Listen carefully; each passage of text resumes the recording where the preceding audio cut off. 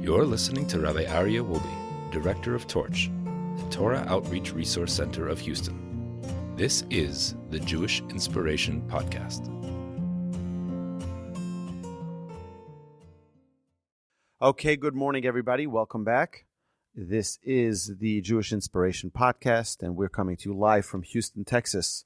Last week, we began the discussion of the idea of feeling someone else's pain, understanding the burden of another person, connecting with them on a deeper level, not just, empathize and move on, but really sinking into someone else's experience. I want to share that with a number of different scenarios. So you go to the grocery store. How is that cashier? What are they struggling with? Well, I have no idea. Well, that's what this trade is.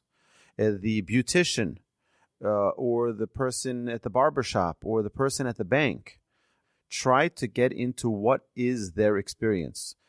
I remember there was once a rabbi, Rabbi Yaakov Kamenetsky, who was traveling. He was a passenger in a car. Someone was driving him, and they passed the toll booth. And the teller at the toll booth, like everyone used to do, you get your coin, and you drop your coin, or you give it to the person, and that's it, and you go. It's not so complicated. And this, the rabbi said an amazing thing. He said to him, what did you just do? He says, what do you mean? I just paid the cashier at the toll booth. See, he said to him, you don't say good morning? You don't say good afternoon? Good evening? How are you? How's your day? He says, do you realize that hundreds of thousands of people drive through these toll booths and no one says a word? No one inquires, how are you? How's your day? It's a rainy day. It must be difficult and cold. Nothing. So the driver, who I heard this story from, said that from that day on, he never ever passed a toll booth, or for that matter, any cashier or teller or, just an ordinary service person without inquiring. How are they doing? Understand their situation. Last week we mentioned that the idea, the Talmud says that if you pray for someone, the sages reward you that you will benefit first when you pray for someone else. It means if you and your friend are both looking for a job and you pray for them, you're the one who will get the job first. It really is a very interesting idea. Why is that? And we mentioned at the end of class last week is because we have to see like this. God is all over, right? Up in the heavens, down in the earth, everywhere. God is all over in the north, east, west, south. God is everywhere. But let's put this idea of our prayers get elevated to the heavens. When we have a love for another person, what happens is that love that we have for another person immediately opens up the channels from heaven. But when, God forbid, a person has a fight, a person has a quarrel, a person has a feud with another person, then what it does, it creates a barrier between them and the Almighty. The Almighty wants us, we mentioned this last week, that God created the world and every day was given the second day, the third day, the fourth day, the fifth day, the sixth day, but the first day was not called the first day, it was called day one. And the reason is because God wants us to be one with each other. It's very interesting. In this week's Torah portion, which was Noach, we just read Noach yesterday in synagogue, the Torah refers to the waters of the flood as the waters of Noach. Now, last I checked, Noach was a good guy. So why is this cursed water of the flood called the waters of Noach? The Zohar, the great Kabbalist, says the most incredible thing. He says, because Noach didn't feel the responsibility for other people. Yes, was he righteous? He was righteous. But did he care enough about other people to help them stay away from trouble? Reaching out to other people? Asking them to change their ways? It's like, listen, the people would come, they'd ask him, what are you building over here? He says, I'm building a huge ark, a huge boat. For what? Oh, well, God's going to, send a flood to the world. And the people laughed at him and they moved on. And he didn't say, listen, guys, let's learn. Let's talk about this. There is going to be a day of judgment. And our sages tell us that if Noach had changed one person's mind, if he had cared enough to influence one person to change their way of living, you know what would have happened? The flood wouldn't have happened. And therefore, the name for the waters of the flood were named after Noach and his, in a way, lack of responsibility towards his fellow man. If you really care about someone else's pain, you'll feel it. And you won't be able to sleep. I'll give you another example. The great Rabbi Chaim Shmulevitz, who was the leader of the Mir Yeshiva. The Mir Yeshiva in Jerusalem, the largest yeshiva in the world. You're talking about 9,500 to 10,000 students sitting every single day learning Torah all day. It's really an unbelievable place. And when I was in Israel recently with a group, before COVID, obviously, that was one of the great destinations we went to. We went to spend some time in the yeshiva, and we sat in the study hall where you have thousands of people sitting and studying Torah. It's unbelievable. It's mind-boggling. And we learned there a little bit. And we went downstairs and saw their amazing schnitzel machine where they produce 13,000 schnitzels every Tuesday for the students of the yeshiva for lunch. It really is a remarkable operation. The great Rosh Yeshiva of blessed memory, Rabbi Chaim Shmulevitz, he used to say every Yom Kippur at Kol Nidre that if there's any Jew in this building that hasn't lost a night of sleep for our brethren who are lost, for our brethren who are assimilated, for our brethren who don't know what Judaism is, who don't know what Shabbos is, who don't know what Tefillin and Mezuzah are, if you haven't lost one night's sleep for your brethren, you have no business coming to Yom Kippur asking God for forgiveness. It's a very powerful statement. That means we need to not only be careful to be good people for ourselves, but how are we living for other people as well? Are we caring about other people? Does it pain us when someone else doesn't find their shidduch, when someone doesn't find their soulmate, when someone is single? Does it pain us when someone we know doesn't have a job and they can't support themselves? Does it pain us when someone else is sick, or we're just worried because we don't want to lose a good friend? Do we feel part of that pain?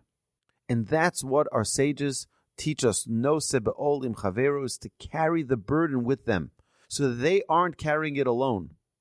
We are there, we're one with them. And that's what we're trying to attain through the learning of this trait. You know, there's an interesting story that's told also about Reb Chaim Shmulevitz. In yeshiva, just to give you a little side note about how yeshiva learning works. So you learn with a study partner, and every single student in the yeshiva has a study partner. It's like a marriage almost.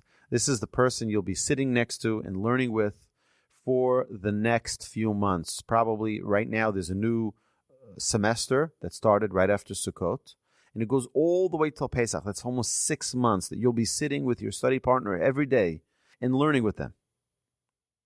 And obviously in the evening they'll go home with their family, you go home with your family. But you get to know these people pretty well. You become very, very close because you spend a lot of time every day learning together. So what happens is the first day of the semester is called tumult, okay, which is a whole, imagine like a marketplace for food, right? You have the same thing, a marketplace for study partners. And everybody's sitting, I like to learn faster. I like to learn slower. I like to learn deeper. I like to learn more, broader. And everyone has their own style of how they learn. And they try to find someone who that fits. And they go and sit down together and start learning. And for many people, they have the same study partner for years and years. The challenge is always, in every yeshiva, the challenge is, what do I do if a couple of weeks into the semester I realize this is not a match? See, everybody else is partnered. And now, you potentially can have someone else you can learn with. But what do you do with your partner?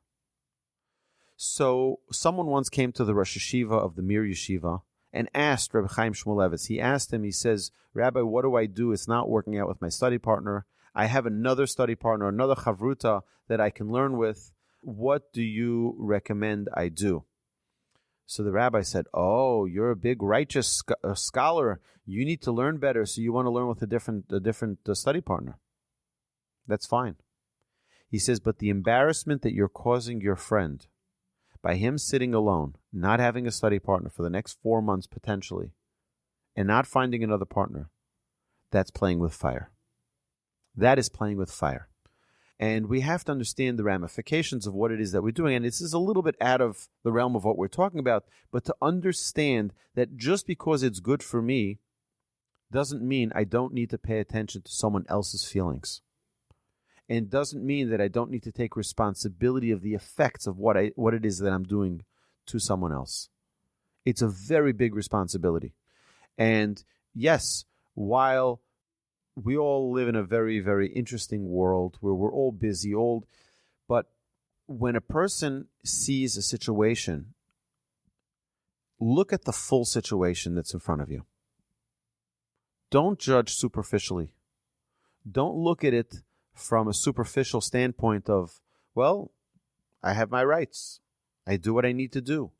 No, we got to take it the next step and see what is the other person going to experience by me doing this. They're going to be lonely. And there are many different examples. I don't want to get into too many details of this, but the overarching idea is to understand what another person is experiencing and not to take it lightly. Now, you mentioned earlier about Hillel and Shammai and the example that the rabbi gave in the other class, preceding this class. So I want to just tell you that Hillel and Shammai is very, very interesting. I'm not going to get into politics, but the Hillel was always ready to listen to Shammai first. Shammai spoke, gave his opinion, and then Hillel gave the rebuttal. Listen to someone else's opinion first. Maybe they're right. Maybe they have a good point. Maybe they have a perspective I didn't think of. Then you can challenge it. But the idea of getting into someone else's perspective, seeing things the way another person sees it, that's a very important idea. It's a very important perspective to look at. Listen to someone else's opinion and understand what it is that they're saying. Every person is dealing with something. One person is worried about their health. One person is worried about their parents. One person is worried about their spouse. One person is worried about their children.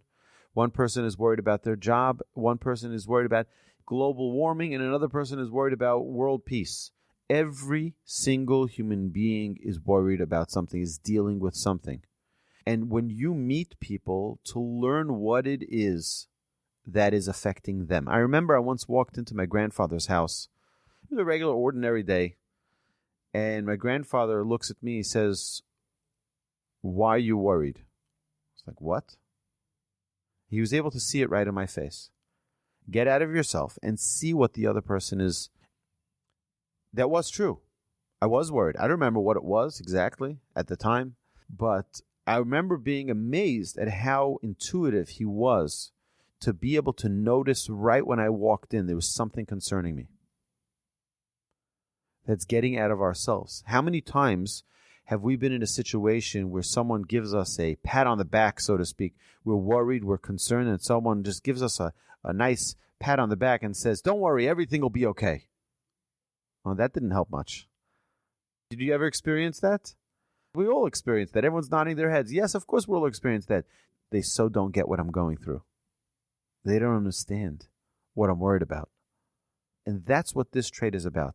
I don't want you to be confused that this trait is a trait of kindness. It's an element of kindness, yes. It's an element of judging someone favorably. We have all of these variations of traits, but the specific idea of what we're talking about, we can identify. So actually, the virtue and quality of a leader, as described by the Torah, is precisely that. It's precisely someone who is able to feel the pain of their constituents. We brought this example last week, that Moses was chosen as the leader because Vayar b'sivlosam, he saw the pain of his people. And because he not only saw, he felt their pain. He went out to be with them. He was not just like, "I'm going to stay in the White House. You guys don't have jobs, and I'll just tell you that I feel your pain." No. Go out and be there with them. Show them that you're with them. I gave the example last week also at the end of the class of my sister talking about her Shiva experience with her baby, and that a woman came and sat in the Shiva house and just cried. Didn't say a word. She sat in the corner and cried. And my sister says that gave her more comfort than all the nice things that people were trying to say. Someone just sat there and cried. That's feeling someone else's pain. Feeling someone else's happiness is the same thing. How many times do we go to a wedding and we're like, oh, we're all excited. There's good food. There's good music. We'll meet some friends. We'll get all dressed up. But do we really understand and get into the frame of mind of the bride and groom and how happy they are? Of the parents of the bride and groom, of how happy they are? What a celebration to really get into that frame of mind. I'll tell you why this is so unique, this trait, because whenever we talk about becoming a great person is not only perfecting yourself, but part of perfecting yourself is getting out of yourself and understanding other people. Getting into the frame of mind of someone else's existence, someone else's happiness or sadness or worry or concern. Bearing the yoke of friendship. Think of a friendship that you have, any friendship that you have, and understand how many times it could be a friend, and men and women are obviously very, very different in the way their friendships are, but to feel their concerns and their worries, to really be there with them. Not just, oh, I'm so sorry to hear that, and then just move on to the next conversation. To really be there with them. That when you get off the phone, you're still thinking about it, and you're still concerned as if it was you. To get out of your own self and get into someone else's shoes. It's interesting because the Mishnah actually tells us, don't judge your friend till you're standing in their place, in their shoes.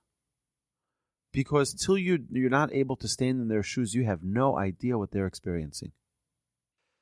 So there's actually a mitzvah that when someone is sitting Shiva, when someone passes away, their family members sit Shiva for 7 days.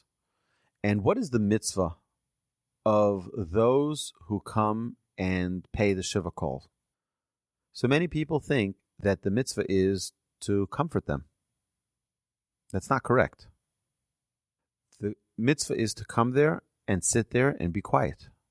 Don't say a word. Not to say a word. The halacha tells us don't say a word. Just be there with them. If you're busy talking, you're not going to feel their pain. Let them talk. And if they don't want to talk, you're not supposed to say a word. It says that in a house of a mourner, you're not allowed to begin talking till they ask you to speak. Very different than the Shiva calls that we see in our generation, where people, it's almost like it looks like a party, like people come and they're drinking and eating and Uncle Jerry was great, and Uncle so-and-so, he was a great man, lived a good life. Much more than that. To really feel the pain, to feel that loss. You can't do anything in a Shiva house to change the situation. The person passed away. Can't change it. But you can feel their loss. And that's what we're there for. We're there, the comfort is to give them the feeling we are there with them and feel their loss. So I'll tell you an interesting story. Another story from Reb Chaim Shmulevitz. I'm remembering a lot of stories today. Not all of them are in my notes. Some of them are, but this is an amazing story. Reb Chaim Shmulevitz he was teaching a class in the Mir Yeshiva. And these classes, again, have hundreds and hundreds of students in each class. You can imagine it's an auditorium filled with chairs, and all the students are sitting there with their pens and Talmuds and writing notes, so that the class is about to begin. The doors are closing, and then the last two guys come in, and they're scrambling for a chair, and neither of them could find a chair. They both run out of the door to find themselves a chair. They both come back with their own chair, and they sit down. And the rabbi's looking this whole time. And then he closes the Talmud, and he says, today we're going to learn about true kindness. And he points out those two individuals in the back who just walked in with their own chairs.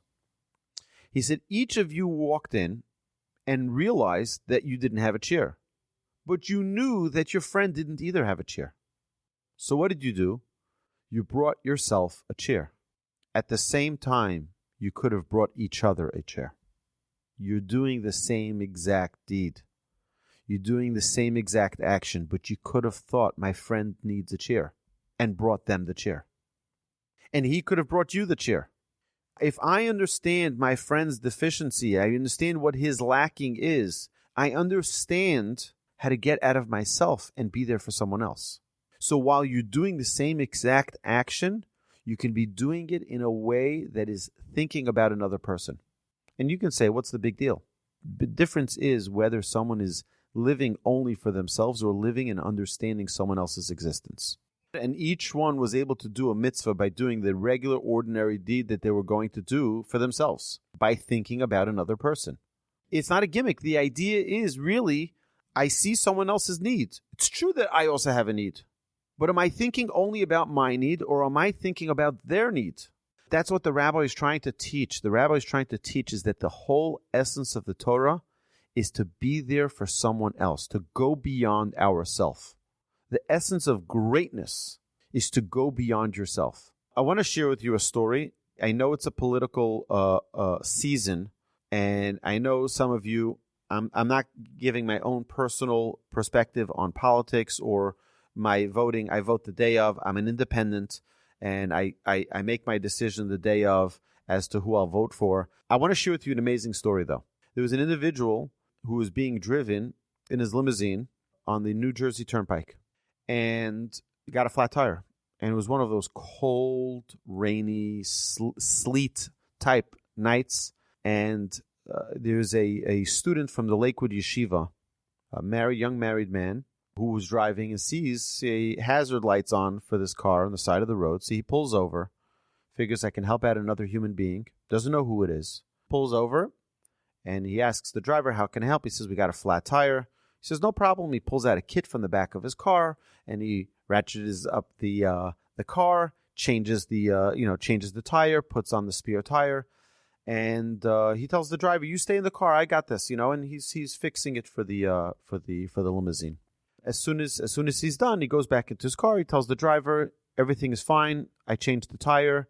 And so the limousine driver, the chauffeur, goes over to this yeshiva student, and he says to him, my passenger is very grateful for your kindness. He wants to send you something to show his gratitude. What's your address? So he gives him his address, doesn't think about it a second time, and continues driving. A couple of days later, he gets a beautiful bouquet of roses. It's a true story. It's verified. Okay, he gets a beautiful bouquet of roses. And on that bouquet of roses is a letter. And it says, thank you for your kindness. Your mortgage has been paid off. Yours truly, Donald J. Trump. That is a true story. So the question is, why does someone need to do that? Now, I understand that there are character flaws. Every human being has character flaws. I understand some people have really bad character flaws. And every person has some really bad character flaws. But for someone to go out of their way to think about that, to go help someone else, really getting into someone else's situation. Now, I'm not saying that this is our mentor or teacher in character traits. I'm not getting into that. I don't want to get into it. But I want to just learn from this specific story, from that how many times do we have the ability to think about someone else's situation, to get out of our car, someone else is on the side of the road, and we say, you know what, let them call AAA. Let them call. And to just stop on the side of the road to help someone. It's a cold night. It's not fun being on the side of the road with a flat tire at who knows what time at night. And it's cold, and I don't know if you're familiar. You're all in Houston for so long. I used to live in New York. And those days where it's cold and slushy and it's disgusting, it's miserable. And yet someone found it in his heart to stop on the side of the road and help someone because someone else is in need and going out of their way to go assist them. That is a very special thing. Now, I'm not suggesting that we start paying off people's mortgages when they're under the bridge. Let's look at the virtue of seeing someone else's pain and not even acting on it. At least feel it. It doesn't say that you have to solve their problems. It doesn't say that anywhere. But let's feel their pain. Let's understand their situation. What is their situation? And let's make something to help feel their pain.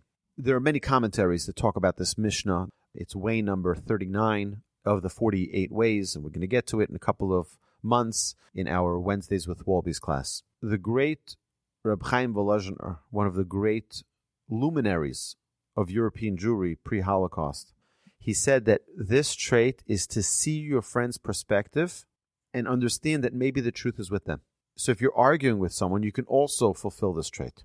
You're arguing with them, see their perspective. You don't have to agree necessarily, but maybe the truth is with them.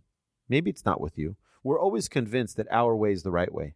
The way I educate my kids is the right way. The way I treat my spouse is the right way. The way I act is the right way. And everybody else just doesn't understand. Right? Is there anybody here who doesn't think that? Right? We all think that. I've got it right. Everybody else has got it wrong. Or they just don't understand. But maybe someone else has a perspective that they can add to me.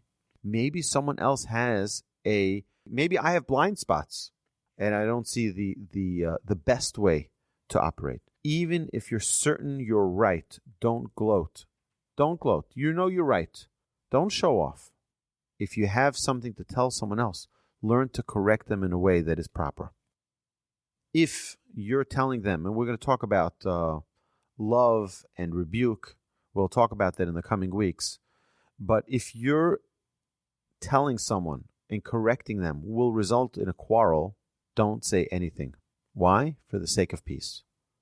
So you just want to let it off your chest, and I'm going to just tell them the thing they need to hear. Anyone who has children knows this. Just because you want to say something doesn't mean they're ready to hear it. And that needs to be a goal of ours, to find a way to say something in a way that's meaningful to other people. And if you know they won't accept it, don't say a word. Don't say a word. Vent to someone else. It's a key element to keeping peace in the world. You have to know who you're talking to. Even if you're a man of power, share the pain of your city. We see that with Noah and the flood, so they were actually in the Teva, in the ark, for a year. Noah was there with his wife. His children were there with their spouses. And nobody had any children during the time they were in the ark. You ever wonder? Why not? Our sages tell us that during the time that Noah was in the ark, Noah and his family, they didn't cohabitate. They didn't perform marital relations. You know why? Exactly for this reason. The whole world is suffering. The whole world is drowning to death. And we're going to do something which is pleasurable. Feel the pain. It's true God is saving you. But feel the pain of the world. The world is all suffering. The world is all being destroyed. And I'm safe in my boats. I'll just do what I want to do. The entire time they were together, they did not have marital relations. Because they had to feel the pain of the world. Our sages tell us when there is a plague or there is a tragedy that befalls a community, those same laws apply. People, even if you're in a safe place of that community, when people are suffering in mass, you have to feel their pain. It's a really remarkable sensitivity that the Torah teaches us.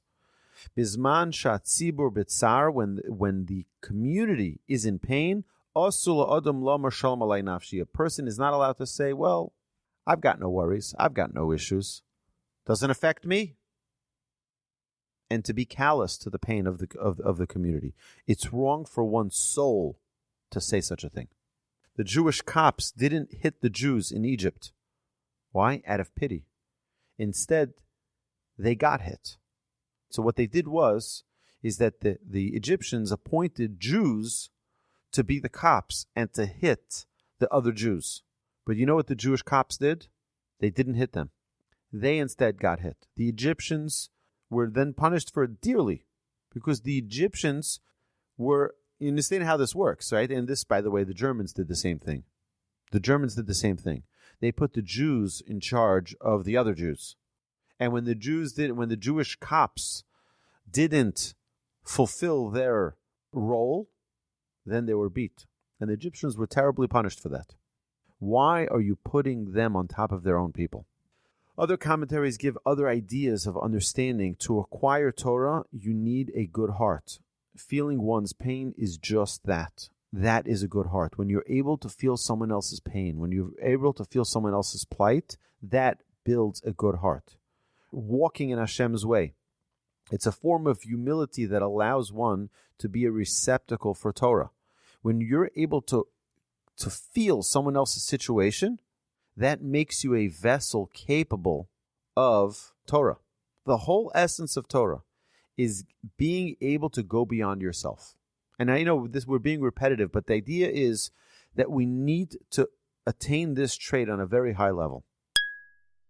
Women are better in all traits than men. Women are much more spiritual.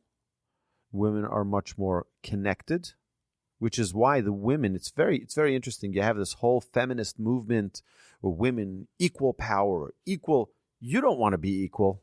Why should you be pulled down? And we have to understand this. It's not just words. This is the way the world is. Women are on a much higher level. So people want to have equal experience in synagogue, but guess what? Women aren't obligated to go to synagogue or to pray with a minyan or to fulfill the mitzvahs like a man is. You know why? Because they have it ingrained within them. Men need the external tools to get them on a schedule, to get them disciplined, to get them to humble themselves. Women have that ingrained.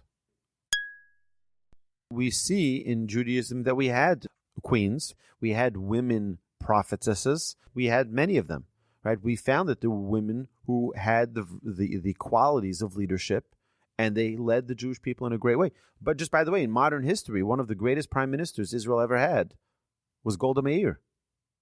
She was a tough woman, and she fought for the Jewish people like almost no other prime minister did. So yes, women have unbelievable strength, unbelievable power.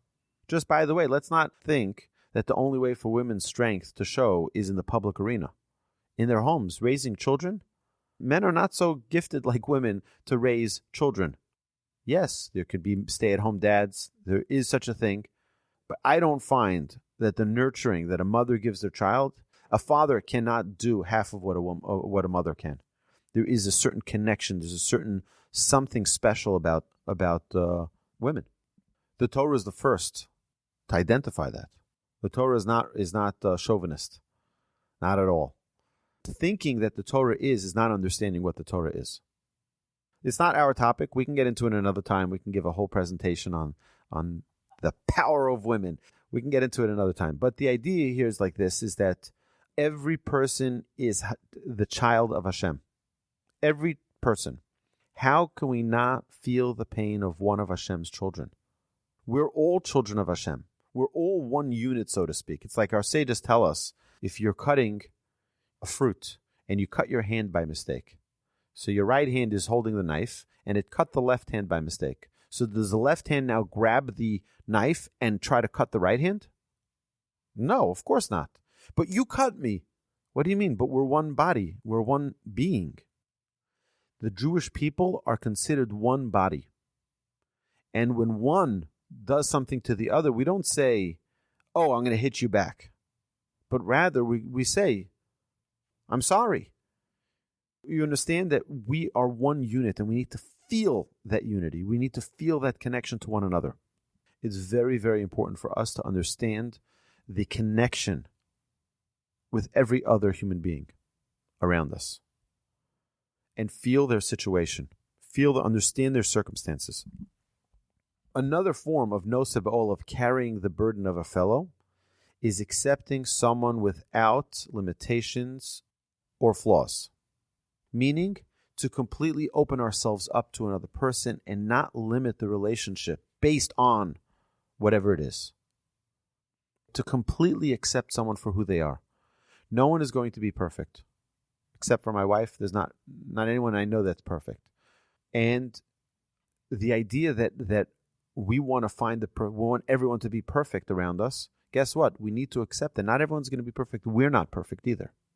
Right? We're striving for perfection.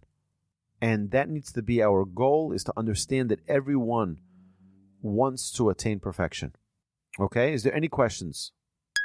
So it's a very important balance that needs to be struck between feeling other people's pain and it taking you over and you not being able to function and operate as a human being. That's one of the reasons that an eagle is not a kosher animal. It's an amazing thing. An eagle is a very, very merciful animal. The bird, the eagle, the Midrash says that the eagle flies really high and it sees the mother goat kicking its calf off the cliff. And the eagle will go and catch the calf and bring it back to the top of the mountain. And then the mother won't throw it down again. And it's such incredible mercy. So why isn't it kosher? We want to get that mercy. We want to be that merciful. The Midrash says that we would go crazy if we had such a high level of mercy like the eagle. Because having too much mercy, having too much pity, having too much kindness, we forget about ourselves. And it would create an imbalance in our being. So yes, you're right. You should feel other people's pain and you should feel other people's situation, but not too much. There has to be a balance. It can really get the best of us if we don't have that balance. All right. Have a magnificent week. Stay blessed and have a remarkable day. Enjoy the weather.